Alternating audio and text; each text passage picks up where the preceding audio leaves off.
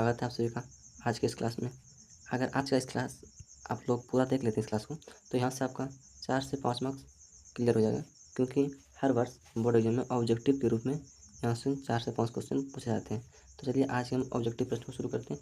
यह प्रश्न कक्षा 10वीं के इतिहास के पहला चैप्टर से, चैप्टर का नाम है अर्थव्यवस्था के विकास में इतिहास। तो इसके टॉप 50 प्रश्न को आज हम लोग देखने वाले हैं। तो चलिए शुरू करते हैं। तो पहला प्रश्न है, अर्थव्यवस्था का मुख्य उद्देश्य क्या होता है? अर्थव्यवस्था का मुख्य उद्देश्य क्या? ऑप्शन है लाभ कमाना, विकास करना, उत्पादन करना या व्यापार करना।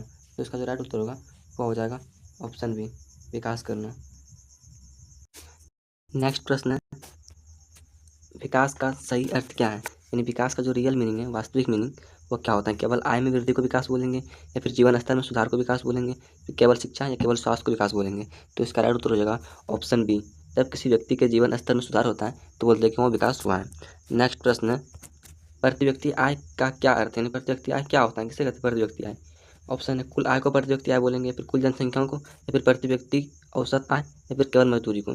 प्रति व्यक्ति वर्ड में लिखा गया प्रति व्यक्ति, यानी कि हर एक व्यक्ति की आय को प्रति व्यक्ति आय कहते हैं। तो इसका जो राइट उत्तर होगा वो ऑप्शन सी, प्रति व्यक्ति की औसत आय को प्रति व्यक्ति आय बोलेंगे। नेक्स्ट प्रश्न है, निम्न में कौन विकास का सूचक है? यानी नीचे ऑप्शन है, इसमें कौन विकास का सूचक है आपको बताना है। ऑप्शन है आय, फिर शिक्षा, उसके बाद स्वास्थ्य, या फिर सभी। तो इसका जो राइट उत्तर होगा वह हो जाएगा ऑप्शन डी, इनके शिक्षा, स्वास्थ्य, आय तीनों जो है वो विकास के सूचक हैं। अगला प्रश्न है, मानव विकास सूचकांक HDI यानी ह्यूमन डेवलपमेंट इंडेक्स में क्या शामिल है? शिक्षा, स्वास्थ्य, आय या सभी? तो HDI यानी ह्यूमन डेवलपमेंट इंडेक्स में ये तीनों शामिल हैं, शिक्षा, स्वास्थ्य और आय। इसका राइट उत्तर ऑप्शन डी हो जाएगा। नेक्स्ट प्रश्न को देखते हैं। तो वह भारत में योजना आयोग की स्थापना कब हुई थी? भारत में जो योजना आयोग बना था वह कब बना था? ऑप्शन है 1947 में, 1950 में, 1952 में या 1955 में? तो इसका राइट उत्तर हो जाएगा ऑप्शन बी, 1950 में। अगला प्रश्न है, सतत विकास का अर्थ क्या है? सतत विकास किसे कहते हैं? इसका जो मीनिंग है वो क्या है?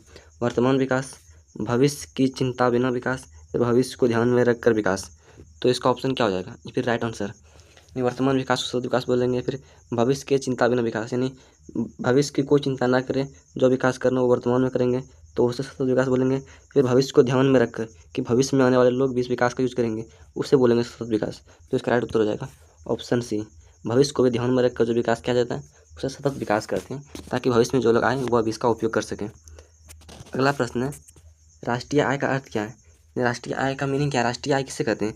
व्यक्ति की आय को, या फिर देश की कुल आय को, राज्य की आय को, या फिर कंपनी की आय को? तो इसका राइट उत्तर हो जाएगा ऑप्शन बी, देश की आय को, देश की कुल आय को राष्ट्रीय आय कहेंगे, क्योंकि यहाँ शब्द से ही पता चल रहा है राष्ट्रीय आय यानी राष्ट्र का मतलब ही होता है देश।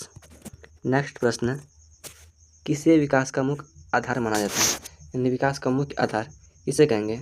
ऑप्शन है शिक्षा को, स्वास्थ्य को, आय को, या फिर सभी को? तो जब शिक्षा, स्वास्थ्य, आय सभी में वृद्धि हो तो उसे विकास का मुख्य आधार कहते हैं। राइट उत्तर ऑप्शन डी हो जाएगा।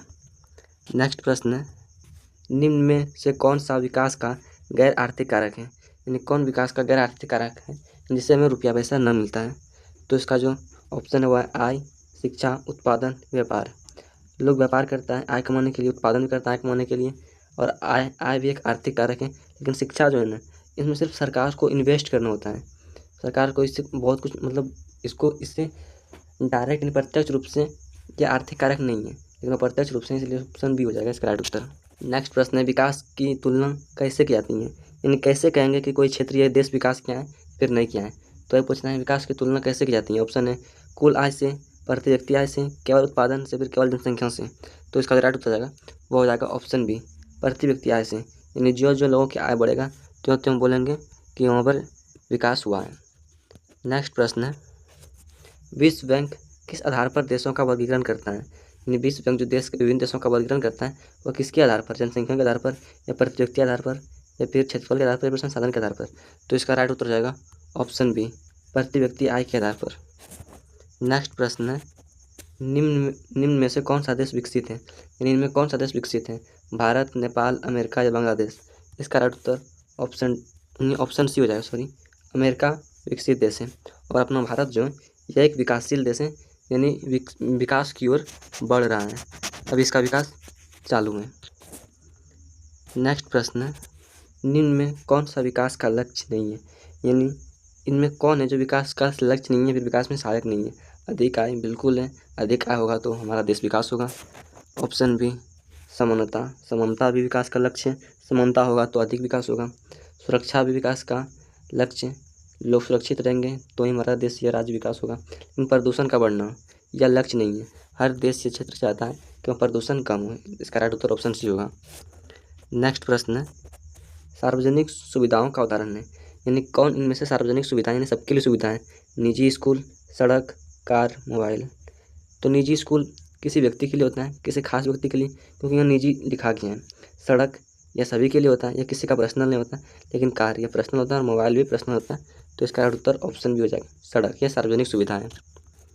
अगला प्रश्न होगा, अगला प्रश्न है BMI का संबंध किससे है, यानी BMI का संबंध किससे है, शिक्षा से, स्वास्थ्य से, आय से या रोजगार से। तो इसका राइट उत्तर हो जाएगा ऑप्शन बी स्वास्थ्य से। नेक्स्ट प्रश्न है सतत विकास के लिए क्या आवश्यक है। ऑप्शन है संसाधनों का संरक्षण, अधिक दोहन, केवल उपयोग। तो इसका राइट उत्तर हो जाएगा ऑप्शन ए संसाधनों का संरक्षण। अगला प्रश्न है निम्न में से कौन सा प्राकृतिक संसाधन है, यानी नेचुरल रिसोर्सेस हैं। ऑप्शन है मशीन, जल, भवन या सड़क। तो इसका राइट उत्तर ऑप्शन भी हो जाएगा, जल जो है प्राकृतिक संसाधन है, किसी मानव के द्वारा बनाया गया नहीं है। नेक्स्ट प्रश्न है मानव पूंजी का अर्थ क्या है, यानी मानव पूंजी का अर्थ क्या है, किससे कहते हैं मानव पूंजी। ऑप्शन है पैसा को कहते हैं, फिर मशीन को कहते हैं, फिर शिक्षित व स्वस्थ लोग को कहते हैं, फिर भवन को कहते हैं। तो इसका राइट हो जाएगा ऑप्शन सी, जो लोग शिक्षित हैं एवं स्वस्थ हैं वही मानव पूंजी हैं। नेक्स्ट है किसे आर्थिक विकास का सूचक माना जाता है, GDP को, जनसंख्या को, क्षेत्रफल को या मौसम को। तो इसका जो राइट उत्तर हो जाएगा वो हो जाएगा ऑप्शन ए, GDP ही किसी देश का आर्थिक विकास का सूचक है। नेक्स्ट प्रश्न है GDP का पूरा नाम क्या होता है, यानी GDP का जो फुल नेम है वह क्या है। तो G से ग्रॉस, D से डोमेस्टिक और P से प्रोडक्ट होता है। तो ऑप्शन ए में ग्रॉस डोमेस्टिक प्रोडक्ट दिया गया, तो राइट उत्तर ऑप्शन ए ही हो जाएगा। अगला प्रश्न है विकास का कौन सा पहलू सामाजिक है, यानी विकास का कौन सा पहलू है जो सामाजिक है। तो आय, शिक्षा, उत्पादन या व्यापार। तो इसका राइट उत्तर हो जाएगा ऑप्शन बी शिक्षा, यह सामाजिक पहलू है विकास का। अगला प्रश्न है भारत में मानव विकास सूचकांक किसने शुरू किया था, यानी कौन सा संस्थान ने पहली बार भारत में मानव विकास सूचकांक शुरू किया था, यानी ह्यूमन डेवलपमेंट इंडेक्स HDI शुरू किया था। तो ऑप्शन है UNDP, WHO, IMF या फिर वर्ल्ड बैंक। तो इसका राइट उत्तर हो जाएगा ऑप्शन ए, UNDP ने सबसे पहली बार यह शुरू किया था। अगला प्रश्न है निम्न में से कौन सा असमानता का उदाहरण है, सभी को शिक्षा या फिर कुछ लोगों के पास अधिक धन या फिर सभी को स्वास्थ्य या फिर समान वेतन। तो इसका राइट उत्तर होगा ऑप्शन बी, यह असमानता का कारण है, कुछ लोगों के पास अधिक धन। अगला प्रश्न है विकास का पर्यावरणीय पहलू क्या है, यानी विकास का पर्यावरणीय पहलू क्या है, यानी कौन सा पर्यावरणीय पहलू जिससे विकास हो, आय या फिर प्रदूषण नियंत्रण, व्यापार या फिर उत्पादन। तो इसका राइट उत्तर होगा ऑप्शन बी, अगर प्रदूषण नियंत्रण हो तो पर्यावरण की दृष्टि से भी विकास होगा। नेक्स्ट प्रश्न है किसे अस्थायी विकास भी कहा जाता है, यानी इनमें से कौन है जो अस्थायी विकास है, अल्पकालिक विकास, सतत विकास, असमान विकास या धीमा विकास। इसका राइट उत्तर होगा ऑप्शन बी, सतत विकास को अस्थायी विकास भी बोल सकते हैं। अगला प्रश्न है निम्न में से कौन सा आर्थिक गतिविधि है, खेलना, पढ़ना, उत्पादन या फिर सोना। तो इसका राइट उत्तर होगा ऑप्शन सी, उत्पादन जो है यह आर्थिक गतिविधि है, यानी इसका मुख्य उद्देश्य होता है धन कमाना या फिर पैसा कमाना। अगला प्रश्न है विकास का मुख्य लक्ष्य क्या है, यानी विकास लोग किसके लिए करना चाहता है, धन कमाने के लिए, फिर जीवन सुधारने के लिए, व्यापार करने के लिए, फिर उत्पादन करने के लिए। तो इसका जो राइट उत्तर हो जाएगा वो हो जाएगा ऑप्शन बी, यानी अपने जीवन को सुधारने के लिए, जीवन अच्छा बनाने के लिए, जीवन सुखमय हो इसलिए लोग उत्पादन करते हैं फिर विकास करते हैं। नेक्स्ट प्रश्न निम्न में से कौन सा मानव विकास का भाग है। ऑप्शन है शिक्षा, स्वास्थ्य, आय, सभी। तो मानव विकास का भाग ये सभी हैं, इसलिए राइट उत्तर हो जाएगा ऑप्शन डी सभी। नेक्स्ट प्रश्न है कौन सा देश विकासशील है, इनमें से कौन सा देश है जो विकासशील है, अमेरिका, जापान, भारत या फिर जर्मनी। तो इसका राइट उत्तर होगा ऑप्शन सी अपना भारत जो भी वो विकासशील देश की श्रेणी में है। नेक्स्ट प्रश्न है प्रति व्यक्ति आय कैसे निकाली जाती है, यानी प्रति व्यक्ति आय पर कैपिटा इनकम जिसको इंग्लिश में कहते हैं, शॉर्ट में PCI कहते हैं, इसे निकालने का सूत्र क्या होता है। तो इसको निकालने का सूत्र होता है जितना व्यक्ति है उसको कुल आय से भाग दे दीजिए, यानी जो टोटल इनकम होगा देश का, टोटल इनकम बटे टोटल पॉपुलेशन यानी कुल जनसंख्या। तो इसका राइट उत्तर होगा ऑप्शन ए, कुल आय बटे जनसंख्या को ही प्रति व्यक्ति आय कहते हैं, पीसीआई कहते हैं। अगला प्रश्न है, विकास का मापदंड क्या है, यानी विकास को कैसे मापा जाता है, आय से, शिक्षा से, स्वास्थ्य से, फिर सभी से। तो इसका राइट उत्तर हो जाएगा ऑप्शन डी, इन सभी का तुलना करके विकास को मापा जाता है।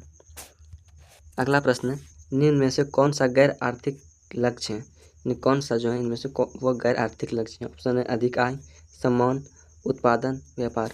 इसका राइट उत्तर होगा ऑप्शन बी, सम्मान, क्योंकि सम्मान को रुपया पैसा से कोई लेना देना नहीं होता है, इसीलिए इसका राइट उत्तर ऑप्शन बी होगा। नेक्स्ट प्रश्न है, HDI का पूरा नाम क्या है।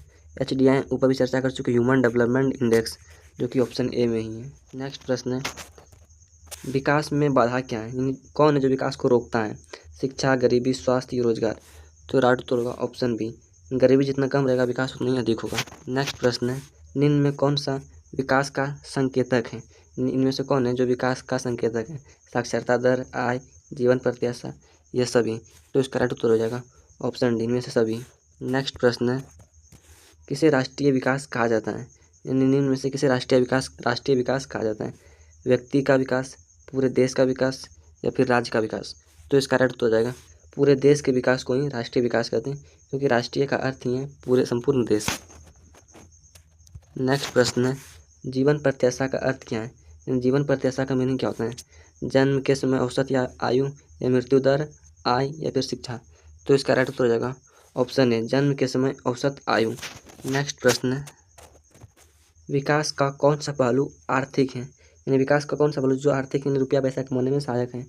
ऑप्शन ए आय, शिक्षा, स्वास्थ्य, या फिर समानता। तो इसका राइट उत्तर जो हो जाएगा वो ऑप्शन ए आय हो जाएगा। नेक्स्ट प्रश्न है, विकास का उद्देश्य क्या होता है, यानी विकास लोग क्यों करना चाहते हैं, इसका मुख्य रीज़न क्या होता है, खुशहाली, गरीबी, बेरोजगारी, या फिर प्रदूषण।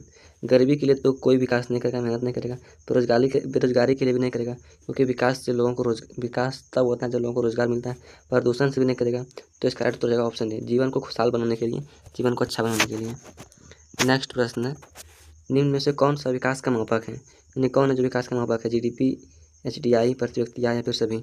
तो इसका राइट उत्तर जो हो जाएगा ऑप्शन डी, इनमें से सभी के द्वारा हम विकास को माप सकते हैं। नेक्स्ट प्रश्न है, निम्न में से कौन सा विकास का लक्ष्य है, यानी विकास का लक्ष्य कौन है, सुरक्षा, स्वतंत्रता, समानता, या फिर सभी। तो इसका राइट उत्तर हो जाएगा ऑप्शन डी, इनमें से सभी। नेक्स्ट प्रश्न है, इसे सामाजिक विकास कहते हैं, सामाजिक विकास क्या है, आय वृद्धि, शिक्षा व स्वास्थ्य सुधार, या फिर उत्पादन, या फिर व्यापार। तो इसका राइट उत्तर जो आएगा वो जाएगा ऑप्शन बी, शिक्षा व स्वास्थ्य सुधार को ही सामाजिक विकास कहते हैं। नेक्स्ट प्रश्न है, निम्न में से कौन सा संसाधन सीमित है, यानी लिमिटेड मात्रा में। तो ऑप्शन है जल और कोयला, पेट्रोल, सभी। तो इनमें से जितना भी है सभी का भंडार सीमित है, लिमिटेड है। तो इसका राइट उत्तर ऑप्शन बी हो जाएगा।